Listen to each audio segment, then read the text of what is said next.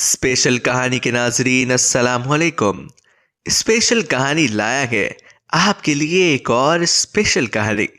हजरत मालिक बिन दीनार रदी अल्लाह अन्हु की तौबा का सबक आमोज वाकया। मालिक बिन दीनार रदी अल्लाह अन्हु से उनकी तौबा का सबब पूछा गया तो उन्होंने कहा, मैं एक सिपाही था और शराब का रस्या था। मैंने एक नफीस बांदी खरीदी और वो मेरे दिल में खास मकाम की मालिक बन गई। उससे मेरी एक बच्ची पैदा हो गई। मैं उस बच्ची को हद से ज्यादा प्यार करता था। जब वो जमीन पर घिसट कर चलने लगी तो मेरे दिल में उसकी मोहब्बत और बढ़ गई। वो मुझसे मानूस हो गई और मैं उसके सामने जब शराब ला कर रखता तो वो आकर खींचा तानी करके मेरे कपड़ों पर शराब बहा देती। जब उसके 2 साल हो गए तो वो मर गई। मेरे दिल को उसके गम ने बीमार कर दिया। 15 रमजान को जुम्मे की रात में शराब के नशे में मदहोश था। मैंने इशा की नमाज भी नहीं पढ़ी थी। मैंने ख्वाब में देखा कि सूर फूंका गया और कयामत कायम हो गई। मुर्दे कब्रों से उठाए गए और तमाम मखलूक जमा हो गई। मैं भी उनमें था। मैंने अपने पीछे से आहट सुनी, मुड़कर देखा तो एक बड़ा अजदहा है, काले रंग का, आंखें नीली हैं, मुंह खोले मेरी तरफ दौड़ रहा है।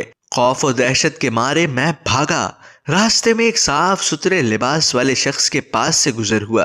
मैंने सलाम किया। उसने जवाब दिया। मैंने कहा, बाबा मुझे इस अजदहे से पनाह दो, तुझे अल्लाह ताला पनाह देगा।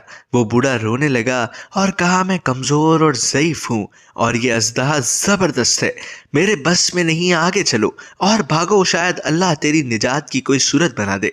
मैं आगे भागने लगा और एक बुलंद जगह पर चढ़ गया।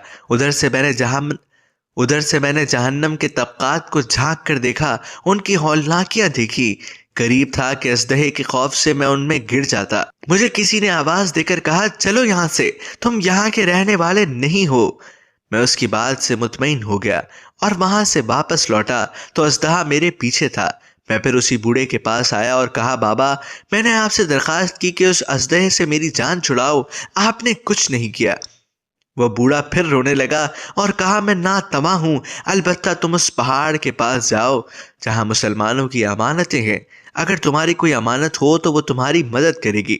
मैंने देखा चांदी का एक गोल पहाड़ है और उसमें जगह जगह सुराख और रोशनदान है और पर्दे लटके हुए हैं। हर रोशनदान पर सोने के दोबचे हैं और उनके कब्जे याकूत के हैं और आराइश मोतियों की। हर पट पर एक रेशमी पर्दा है। जब मैंने पहाड़ की तरफ नजर दौड़ाई तो फौरन उसकी तरफ भागा और अजदहा मेरे पीछे था। जब मैं पहाड़ के करीब पहुंचा तो एक फरिश्ते ने आवाज दी, पर्दे हटाओ, दरवाजा खोल दो और सीधे खड़े हो जाओ। शायद इस हाजतमंद की यहाँ कोई अमानत हो जो उसे इस दुश्मन से निजात दिलाए। मैंने देखा पर्दे हट गए और दरवाजे खुल गए और उन रोशनदानों से बहुत सारे बच्चे मेरी तरफ झांकने लगे। उनके चेहरे चांद की मानंद थे। अजदहा भी मेरे नजदीक पहुंच चुका था। मैं हैरान रह गया। उन बच्चों में से एक ने चिल्लाकर कहा, अरे सब आओ, उसका दुश्मन उसके करीब आ गया है। चुनाचे वो जौक दर जौक खड़े होकर झांकने लगे। अचानक मेरी वो बच्ची जो मर गई थी वो भी उनके साथ झांक रही है। जब उसने मुझे देखा तो रोने लगी और कहा, हाय ये तो मेरा बाप है। फिर उसने नूर के झुरमट में तीर की तेजी के साथ छलांग लगाई और मेरे सामने आ खड़ी हुई।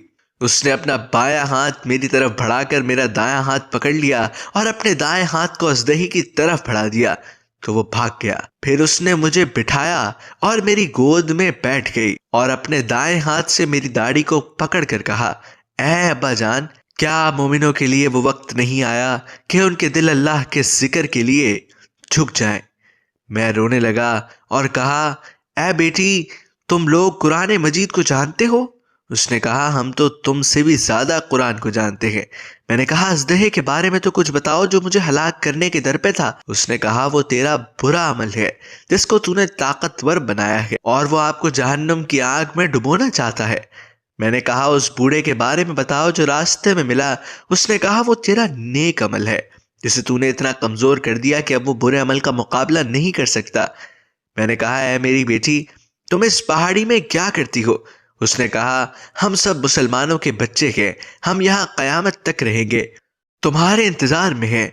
जब तुम आओगे तो हम तुम्हारी सिफारिश करेंगे। मालिक बिन दीनार रदी अल्लाह अन्हु फरमाते हैं, मैं घबरा कर उठा और सुबह को मैंने शराब छोड़ दी और उसके बर्तन तोड़ डाले और अल्लाह ताला से तौबा की। ये मेरी तौबा का سبب ہے۔